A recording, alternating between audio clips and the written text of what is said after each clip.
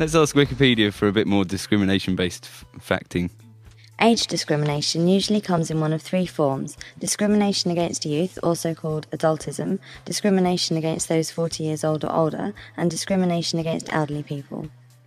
Some people consider that teenagers and youth around 15 to 25 years old are victims of adultism and age discrimination, framed as a paternalistic form of protection. It's not uncommon for an older person to be annoyed or upset with the young teenagers of today when, quite frankly, they do a lot of bad things, and it's not uncommon for you to hear a conversation on the bus between two elderly ladies saying, "Gosh, last night there was a clatter at my door and I opened my front door up and there was a bag of poo on the porch."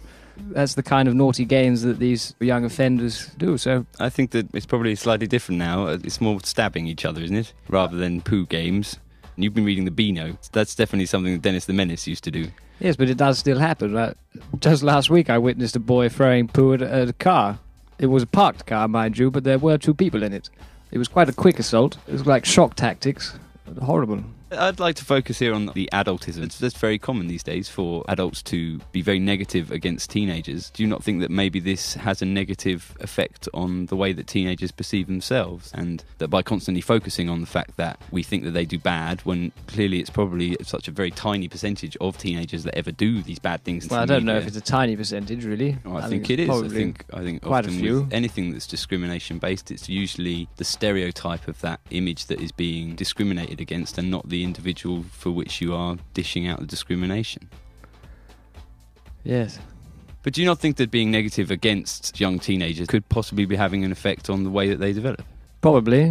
I mean, what happened to your children? Did you tell them that they were naughty for doing teenager things? Yes, of course. I wouldn't let my daughters out without wearing a full shell suit, but I'd always warn them, if they were to wear the shell suit, they shouldn't stand near fire, because it's very flammable. I wouldn't have them leave the house without wearing a protective layer. I used to put their legs in a kind of cast iron suit in the event that if they were to be attacked, they would be protected. As good as I could do at the time. It took me quite a while to make the cast iron suit. I had to go to a blacksmith, a lot of money, but I think it was worth it. Neither of them were assaulted. Did either of them go anywhere? Well, I made transport for them to get from our home to their friend's home. I made a train track around the corner and down the Twitten to their friend Sally's house, their bestest friend, and they used to go there on a Sunday to play games. I felt they would be safe on the train track and no harm would come with them. Do you not think that perhaps your restrictions on your two daughters has had an effect on them?